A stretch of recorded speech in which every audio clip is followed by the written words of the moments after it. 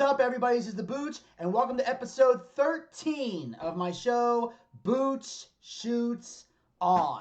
And I know I'm saying episode 13, but it might as well be a new season episode because God knows it has been a while. You know, it's been a while since I've been on this channel. It's been a while since I said I'm sorry. And I definitely am sorry that it's been this long since I've done a Booch Shoots On episode. In fact, if my memory serves me correctly, and it doesn't, so I'm going to look at this little cheat sheet here. The last Booch Shoots On that I did was June 4th, 2020. That's right.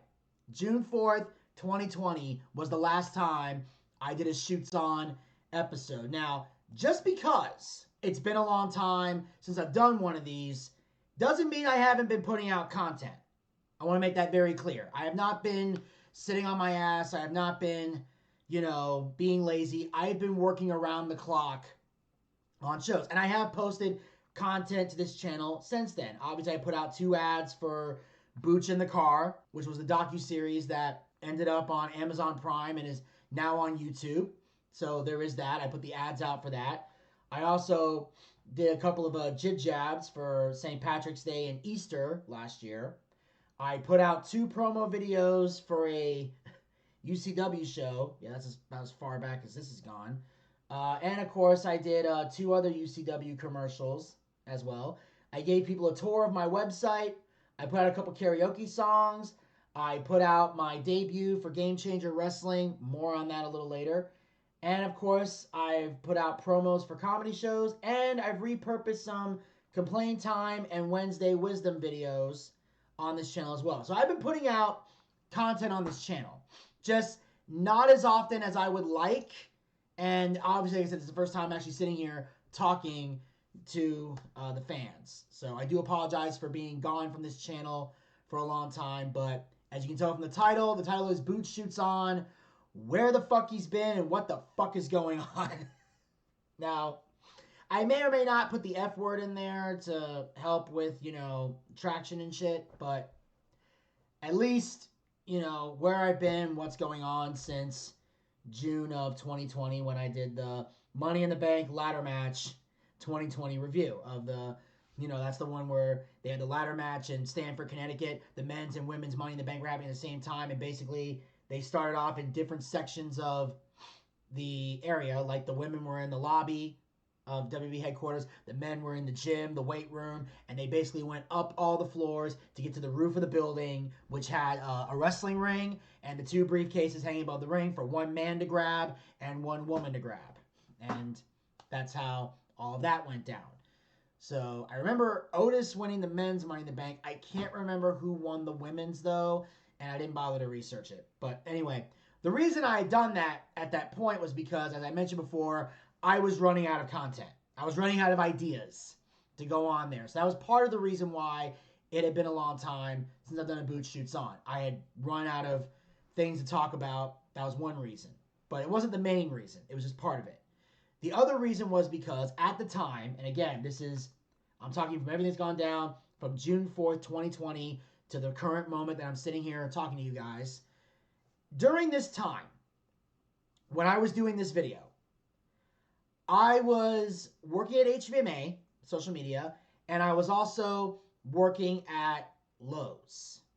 And I was that was my life, in addition to a few other things. Because we were still in the midst of the pandemic, so I wasn't doing a lot of comedy shows.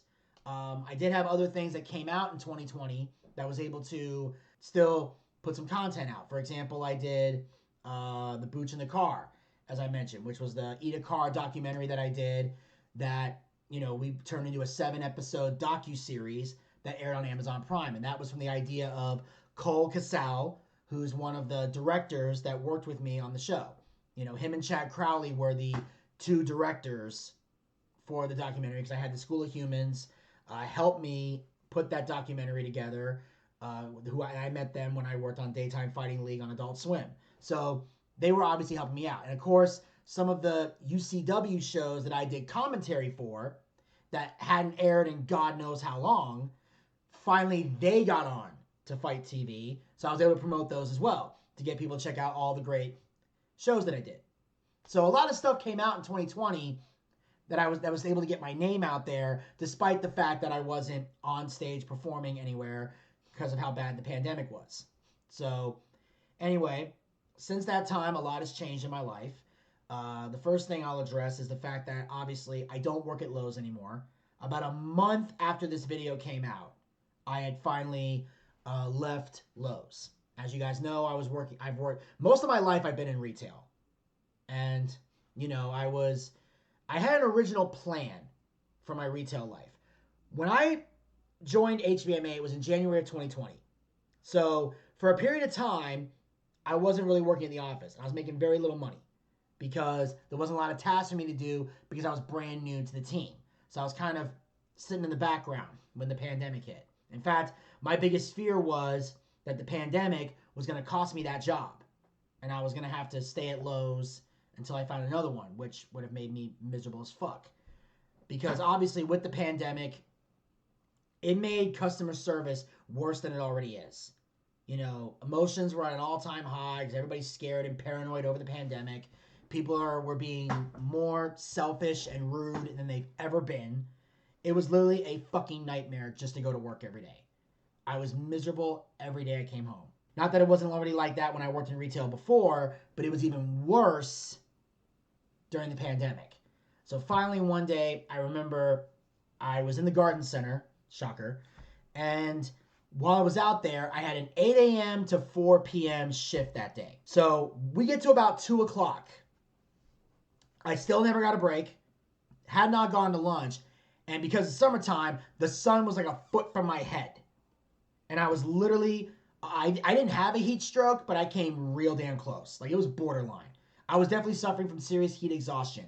And when you're in the garden center, they forget you're fucking out there. They don't care about you, really. You can call all day long, but they can never get anybody out there, which is why I've said, if God forbid the day ever comes that I have to go back to retail, I definitely don't want to be a cashier. I am not going to do that job ever again, because the drama that comes with that job is not worth it in the long run. I'll probably be a guy who works in the parking lot and pushes carts. I'd rather do that, because that was the only thing at Lowe's that I ever did that brought me joy. And it's because I was in the parking lot, I was mostly by myself, nobody was fucking bothering me, unless they need loading assistance, and I don't mind doing that. So if I do go back to retail, I have to be a cart attendant or a lot associate. That's what I want to do going forward, if I ever go back to retail, which I hope to God I never do. But that's all I want to say. By the way, I apologize for all this sniffling. My allergies are acting up because of the pollen. I'm actually got a little bit of a sinus headache. I took some Mucinex before I did this video, so if I seem a little out of it, it's because of the sinus pressure going on around this area here. So I apologize for that. But I don't know when I'm going to be able to make this video again, so I want to be able to talk to you guys. So I was at work. I finally got somebody out there when they realized how long I've been out there. My supervisor apologized. She said, I haven't even been to lunch yet, so she just sent me home early. I woke up the next day, Saturday. I originally supposed to be at work from 8 a.m. to 5, and an 8 to 5 shift. I could not get out of bed. Physically, could not get out of bed. The heat just fucking got to me. So I called out. I said, I can't make it in. And I stayed in. Eventually, I was able to get out of bed, but it took forever.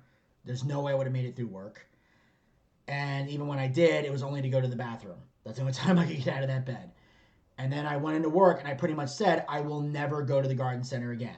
I told them I was done with it. I don't ever want to go out there again. And for a while, we all came to the mutual understanding, Vinny's done with the garden center. Well, there was one head cashier who was very unique, because that was the bitch's name, and she decided to put me in the garden center. So we get into a nasty argument. And she decides to throw a weight around and force me into the garden center. So at that moment, I realized I can't work here anymore. Obviously, you guys don't, these guys don't give a fuck about my health. And obviously, this head cashier is not fit to run the store. So my solution was, I basically texted my family and said, I think today's going to be my last day. I can't do this anymore. My father texted me back and said, do what you got to do, but leave professionally. And I said, I'll try. Because I couldn't make any promises. Because I wanted to leave professionally, but if she got in my face again, I wasn't going to be professional after that because I was already mad. So I make it through the rest of my shift. I took my lunch break, everything, acted like it was normal. And then when my shift ended, I walked to the back of the store, went into the training room, logged in, and typed out a letter of resignation and sent it to the store manager, HR, and my supervisor. Now, my supervisor was great, so I had nothing bad to say about her. The head cashier, though, that I had an argument with, that's the one that I have hatred with. My supervisor was cool, but I just couldn't stay there anymore. So afterwards, I cut up my vest because you're supposed to. Because when you're done with if you get a new vest, you cut up the old one. Same thing with orange aprons at Home Depot. You cut them up so nobody can steal them, put them on, and pretend to be an employee, which I'm still trying to process how the fuck people think to do that. And then I threw it in the trash. I cleaned out my locker. I just walked out the front door. I didn't look at anybody, didn't talk to anybody. I just left. And that was July of 2020, July 12th, 2020. Since that time, I have not been back at retail, and I'm happy for that. So I have not worked a retail job since that day. And I'm hoping to keep it that way, but we'll see what happens. So far, so good. I then, during this time, my boss at HVMA found out what happened because I posted a video on Instagram of me burning my mask. And of course, some people thought that I was doing some kind of COVID protest. That wasn't what happened. What happened was that was the only piece of my uniform that I could take home. And I kind of just wanted to make a statement of fuck Lowe's at that time. So I set my mask on fire. Now, obviously, you can't see that video on my Instagram because my old Instagram got hacked. That was during the 2021, I believe it was 2021 Royal Rumble. My Instagram account got hacked, if I remember correctly. No, I think it was 2022. January 2022. My Instagram account got hacked. I couldn't get the account back because Instagram was being a dick. So I just said, fuck it, and I created a new one. Which kind of sucks because now I'm trying to find my old followers and stuff. And, some people are following me, some people aren't. I'm getting some new people. So it's a process that I've been going through the last year. So I lost my Instagram account. But anyway, my boss found out what happened. I told him everything. And he started giving me more hours at HVMA. So I started becoming a, not a full-time social media manager, but working every day instead of a couple days a week. I'm working every day. And at the time, my life was going great because I loved working at HVMA. It was fantastic. And during this time period, I also had to manage the HVMA YouTube channel. And I was creating content for that YouTube channel. I had 2 shows that I did. One was called Wednesday Wisdom, where I give motivational speeches. And on Friday is Complain Time, where I go on angry rants. So that's why when you see a lot of the Complain Time and Wednesday Wisdom videos that I've posted here on the page, the reason for that is because after I left HVMA, my boss had kind of unlisted them on the page. I realized, okay, he's not using them. And I created them, so I've been repurposing some of them on the page. I'm not going to do all of them, because some of them were good, some of them weren't. The ones that are good, I'm going to keep, except for the one on Complain Time. There's one I did about hashtags. That's the only one that's not unlisted. So I'm going to leave that video alone, because, obviously, Hillick from HVMA still wants to work with that video. But the other ones he's not using, I'm going to put up. And I put a few of them up, and we'll continue to do so over time. But while I was at HVMA, I had to manage that channel. I was also managing YouTube channels for other clients and putting out content for them. I also started up a Booch Cast YouTube channel because I decided to make the Booch Cast its own thing and have content on the YouTube channel that you don't get anywhere else, not on the podcast or anywhere. So you have to be subscribed and check it out. And I was so gung-ho on working on all these YouTube channels, I've kind of been neglecting mine. And I do feel bad about that because I know I have subscribers up here. And I know you guys are itching for content, and I'm going to do my best to balance it all out going forward. But I just needed to just kind of put this channel on the back burner to get these other ones going. So I'm still churning out content. That's the thing. I'm still creating shit. I still got workload going on. It just hasn't been coming here. It's been going to other places. And also in 2021, right around that time, I had gotten an opportunity to do something else, which I'm going to get to in a minute. But here's the thing. When I said before, my original plan when I got the HVMA job was I was going to work at Lowe's until at least the beginning of 2021. That was my plan. I was going to quit then because I figured by that time I would have secured enough of a nest egg to where I wouldn't need Lowe's anymore. Now, unfortunately, that incident with the head cashier sped up my process. But thankfully, I'm glad it happened, because right around the beginning of 2021 was when I auditioned and got to be part of the Going Live show, which was a sketch comedy show. Jerry Truman, who you guys know very well, if you're a diehard Booch fan, he was on the show too. He actually gave me the info to audition for the show. So I went out there, did my thing. Everyone loved it. And I got to do the Going Live show. We shot the first season, streamed it live. Like I said, they were trying to get a network deal. They're trying to work some other things out. I know they were doing auditions and gearing up for a second season. I don't know when that second season is going to happen. We're still trying to figure everything out, and we're still hoping that, we're hoping everything will get sorted out for season 2 and that we can be well compensated for season 1. And there's a lot of complicated things. I'm not bad-mouthing anyone. I'm just saying it's complicated. So we're trying to figure all of this out. So my hope and prayer is, if we can figure all of this out, then hopefully the Going Live show can be successful, and that's something that can take my career to another level, because I enjoyed doing it. We had great sketches. I think I only had one sketch that went bad. The rest of them I thought were great that I did. I was knocking them out of the park. I did the Karen bit where I created the character Karen, who kind of totally talks like this, and she's also very conservative and also very uncomfortable around other people. Like, I just started doing the Valley Girl. I swear to God, the accent's better. I just, like I said, I've been coughing a lot, so if it sounded bad, I apologize. But trust me, when I'm on my A game, it's great. I was a cop in one sketch. I did a board meeting thing. It was fun, and we had a great time. And I hope, like I said, I hope great things come from that. So I was working on the Going Live show. And then, right around this time, I had a positive and a negative come back into my life. The positive was Buff Bagwell came back into my life. The negative side was Voldemort came back into my life.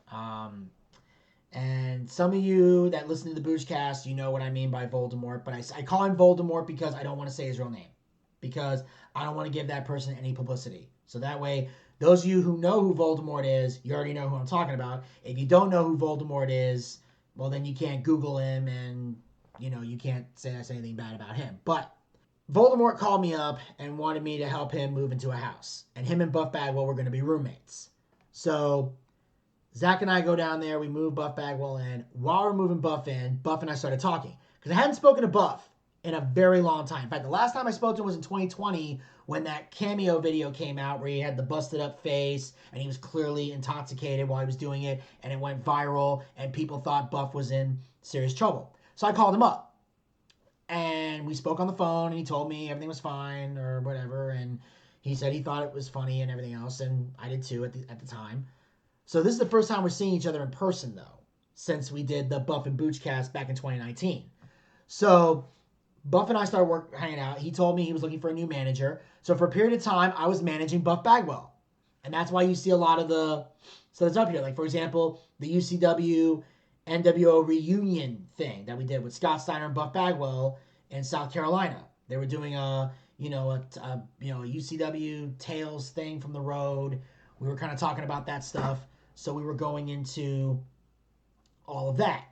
And we did those videos. So that's why I put 2 promo videos out for that. And then, of course, there was the Hometown Throwdown and the Summer Slamboree, because they were shows that, were coming out at the time that I did promotional stuff for.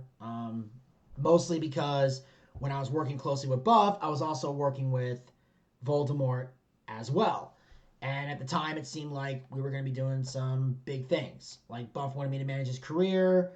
Voldemort wanted me back on UCW. And even though I was kind of hesitant about the whole thing, I was trusting Buff throughout that process.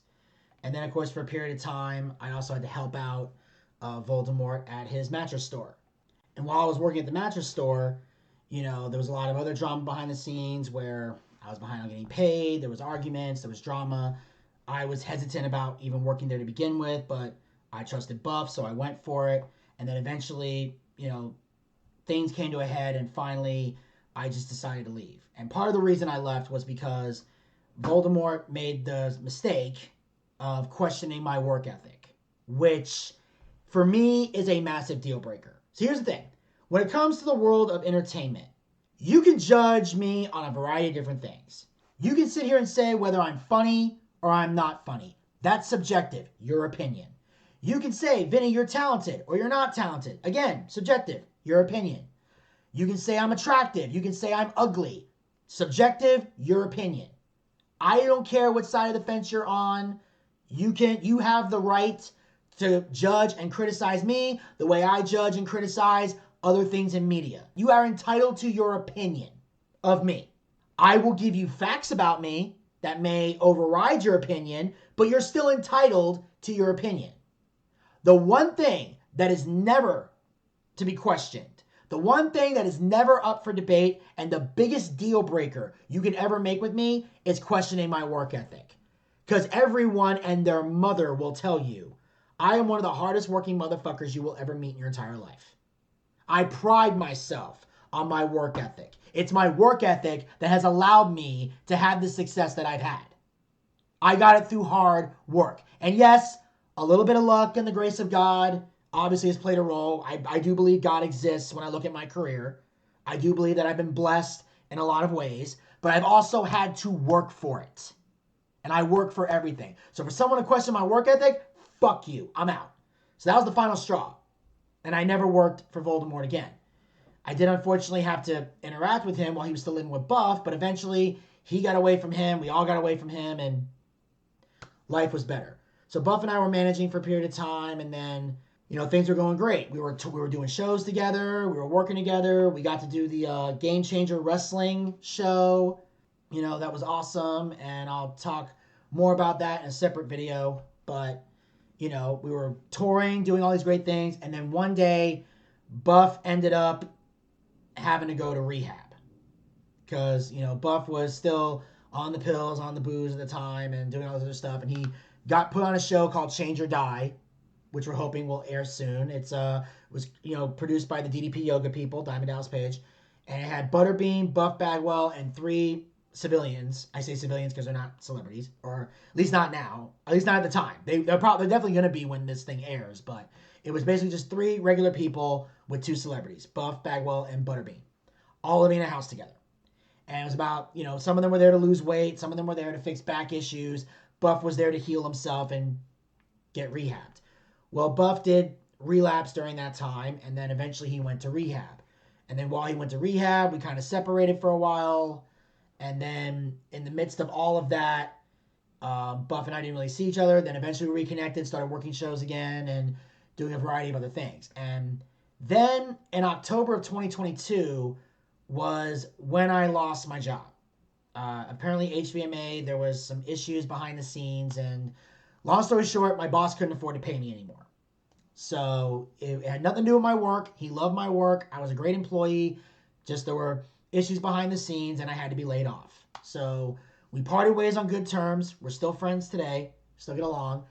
And then after that, most of my income has been from working with Buff and doing comedy shows and things like that. I did start getting booked more after the pandemic. I started booking a few comedy shows. I started working wrestling shows with Buff, as I mentioned before. My dad reached a point where he was starting to charge us rent. And now it's like, crap, now I got to pay the rent and everything. And I'm going through that hustle game. And so just a lot of crazy shit was going down. And then eventually I did work some jobs here and there. Like when Buff found out I lost my job, he got me a job working for DDP Yoga. So I was working for the DDP Yoga people for a few months as a video editor. And I did have some video editing experience from HVMA and the YouTube channels I've done here, but I hadn't really had the video editing experience that the DDP Yoga people have. Like, they're video editors on a massive level because they create stuff for like Emmy Award winning shows. They've done, stuff for AEW. These guys have been pretty much video editing since they could crawl. They've been doing it for years. They have tons of experience in that area. I have some skills, but I wasn't as skilled as they were. And they were teaching me, and they were helping me, and I got better. And I actually did pretty well. And even though I did very well and I was producing a lot, I wasn't producing as fast as they would like me to. And they could tell that I was still growing as a video editor, but I wasn't ready for this elite level. I was basically in over my head. So eventually I was let go from there, but they did pay me for my time. So there was no bad blood. I still on good terms with everybody there today. At least I hope I am. But after that happened, I started, like I said, working a few other shows. Things were going well. I was on the right track. I had the moment where I started collaborating with Goth Baddie for a while, and she and I were working on things together, and then we had a falling out over some petty shit that I talked about on the podcast. But then I had a few freelance things I was doing. They fell through because I started working with Seven, who were doing Seven Fest on April 13th. Hopefully this video will be out before April 13th.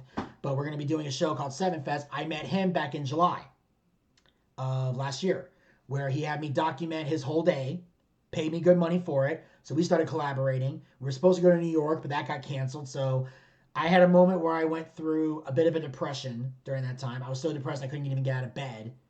Like, it was very, crippling depression. And I'm still kind of going through that, but it's not as crippling as it was before. Then I had this voiceover guy that I was supposed to do work for. Long story short, he fucked me over royally, and it caused me to, basically, he bounced a bunch of checks on me, and we had to deal with that in a legal situation, which we're taking care of. It's taken care of, actually.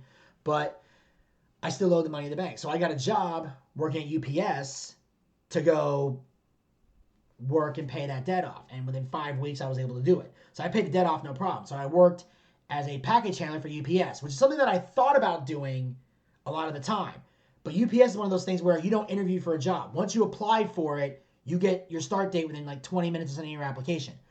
So that was kind of a back burner thing for me while I was applying for other jobs. Like, hey, I'll do this if I desperately need it. Well, October of 2023, I desperately needed it. November 8th was my start date. And from November 8th to December 20th, I worked 6 days a week as a package handler for UPS. I can honestly say it was the most strenuous job I've ever done. It was also the most stressful because I had a supervisor who was a massive fucking cunt. There were some supervisors there who were awesome. They were wonderful. But there was the top bitch in the yard. And I couldn't fucking stand.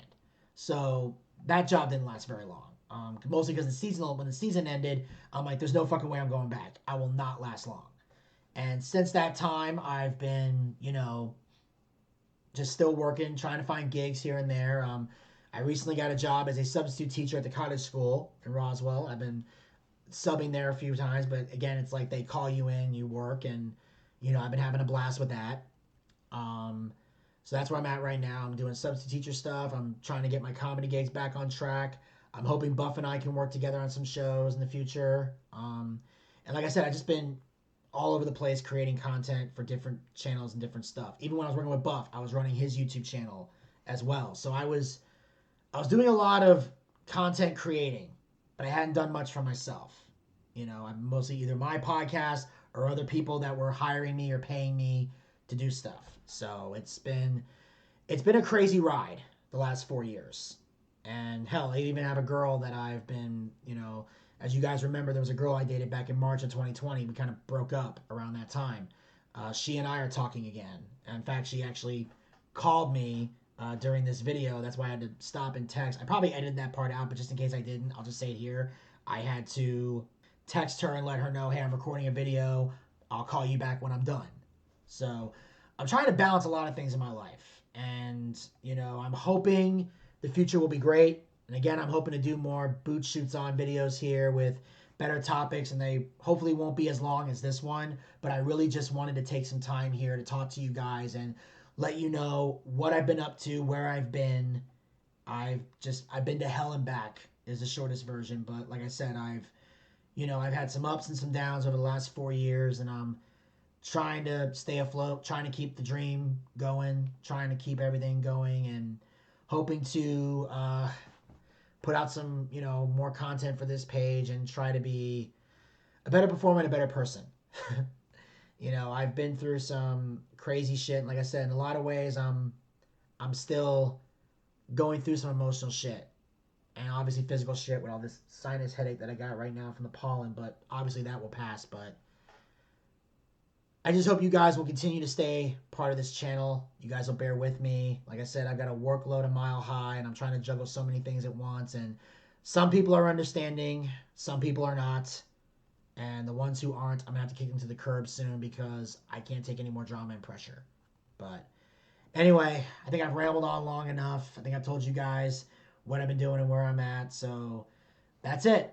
I've just been working like crazy and I've been creating content for other places, but I'm hoping to get some more content back on this channel and shoot on a few things because Lord knows a lot has happened since the last time I've done a Booch Shoots On. And believe me, there's some stuff I'm going to be talking about. Stuff that's going on now, especially with the road to WrestleMania. I'm sure AEW's got some shit you guys want me to talk about. And I got other stories I'm going to get into down the road. So, I want to say the Booch is back, but I don't know when the next video is going to be. But just know I am still thinking about you guys, and I'm still looking to bring content to this channel. And feel free to subscribe to the Boochcast YouTube channel as well if you want to see any new content I'm putting out there. I would tell you to subscribe to HVMA, but I don't work there anymore, and none of my content's up there. So unless you want to see the content that Hillock's putting out, I don't know if that's a place you guys want to go to or not. But just know that I got a lot of work for the Boochcast channel that I got to get done, but I'm also going to be putting out content for this, and I'm going to do the best I can. And that's all I can promise you guys, is I'm doing the best that I possibly can with the time that I have. And that's all I'm going to say for now. So I hope you guys are accepting of my apology for being gone for so long, and I hope you guys will continue to support what I do and continue to rock with me. I love you guys. I'll talk to you soon. Until then, pizza, baby!